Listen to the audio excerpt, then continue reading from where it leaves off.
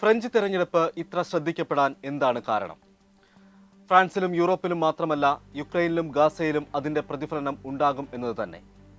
22 വർഷത്തിനു ശേഷം ഫ്രാൻസിൽ അവിടുത്തെ പ്രസിഡന്റും പ്രധാനമന്ത്രിയും വെവ്വേറെ പാർട്ടിക്കാരാകാനുള്ള സാധ്യതയാണുള്ളത്.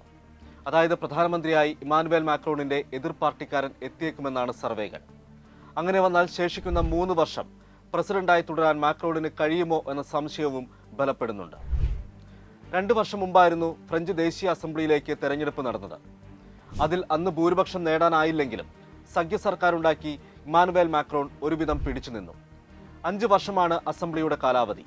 എന്നിട്ടും വളരെ നേരത്തെ മാക്രോൺ അസംബ്ലി പിരിച്ചുവിട്ടത് എന്തിനായിരുന്നു? അതിനു പിന്നിൽ ഈ മാസം ആദ്യം നടന്ന യൂറോപ്യൻ യൂണിയൻ പാർലമെന്റിലേക്കുള്ള തിരഞ്ഞെടുപ്പാണ്. തിരഞ്ഞെടുപ്പിൽ ഫ്രാൻസിൽ വൻ നേട്ടമുണ്ടാക്കിയത് മാരിൻ ലേപ്പൻ എന്ന മാക്രോണിന്റെ എതിരാളിയുടെ തീവ്ര വലതു പാർട്ടിയാണ്. സ്വന്തം പാർട്ടിക്ക് വലിയ തിരിച്ചടി ഉണ്ടായിട്ടും ഉടൻ പാർലമെന്റ് പിരിച്ചുവിട്ട് എന്തിന് മാക്രോൺ തെരഞ്ഞെടുപ്പ് പ്രഖ്യാപിക്കണം? സ്വാഭാവികമായും ഉയരുന്ന ചോദ്യമാണ്. ഇതെല്ലാവരെയും അന്ന് അത്ഭുതപ്പെടുത്തിയിരുന്നു. മാക്രോണിന്റെ ആത്മവിശ്വാസം മാത്രമായിരുന്നു അതിന് കാരണം. ഫ്രഞ്ച് ജനത അവരുടെ സർക്കാരിനെ തിരഞ്ഞെടുക്കുമ്പോൾ തീവ്ര നിലപാടുള്ളവരെ എന്നുവെച്ചാൽ ഇടതിനെയും വലതിനെയും പരിഗണിക്കില്ലെന്ന ആത്മവിശ്വാസം. ഇങ്ങനെ ഇടത് വലത് പാർട്ടികളെ അമ്പരപ്പിച്ചായിരുന്നല്ലോ മധ്യനിലപാടുള്ള പുതിയ പാർട്ടി രൂപീകരിച്ച് ഇമാനുവേൽ മാക്രോൺ 2017 ഫ്രാൻസിന്റെ പ്രസിഡന്റായത്. എന്നാൽ മാക്രോണിന്റെ ആത്മവിശ്വാസം ഇത്തവണ ഫലിക്കില്ലെന്നാണ് പൊതുവെയുള്ള വിലയിരുത്തൽ. അങ്ങനെയെങ്കിൽ 2022 പ്രസിഡന്റ് തെരഞ്ഞെടുപ്പിൽ മാക്രോണിന് വെല്ലുവിളി തീർത്ത മാരിൻ ലേപ്പൻ നയിക്കുന്ന നാഷണൽ റാലി എന്ന പാർട്ടി സർക്കാർ ഉണ്ടാക്കും.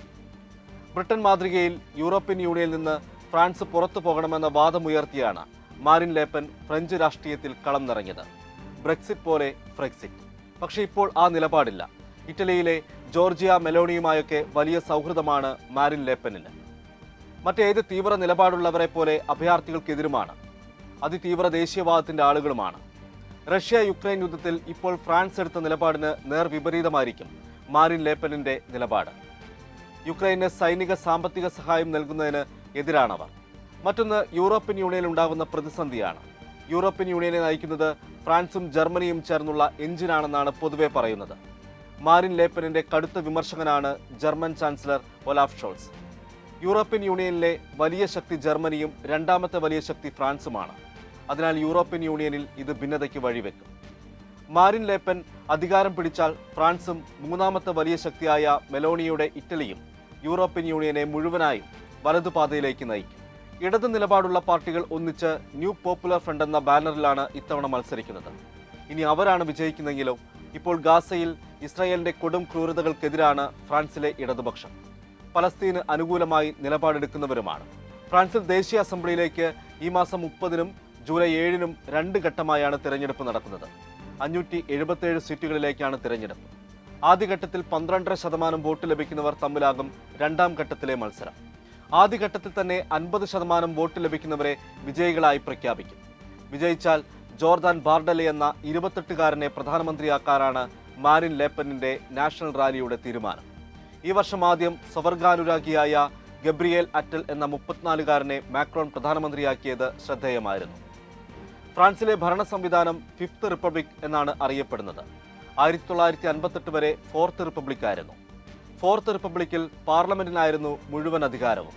ഈ സമയത്ത് ഭൂരിപക്ഷമില്ലാത്ത സർക്കാരുകൾ വന്നു പോയിക്കൊണ്ടിരുന്നു. 1946-നും 58-നും ഇടയിൽ മാത്രം 12 പ്രധാനമന്ത്രിമാർ, 24 ക്യാബിനറ്റുകൾ. അങ്ങനെ ഫ്രാൻസിൽ പുതിയ ഭരണഘടന വന്നു. അതാണ് ഫിഫ്ത്ത് റിപ്പബ്ലിക്. അങ്ങനെ 1962 മുതൽ പ്രസിഡന്റിനെ ജനങ്ങൾ നേരിട്ട് തെരഞ്ഞെടുക്കാൻ തുടങ്ങി. പ്രസിഡന്റ് രാജ്യത്തിന്റെ തലവനും പ്രധാനമന്ത്രി സർക്കാരിന്റെ തലവനും.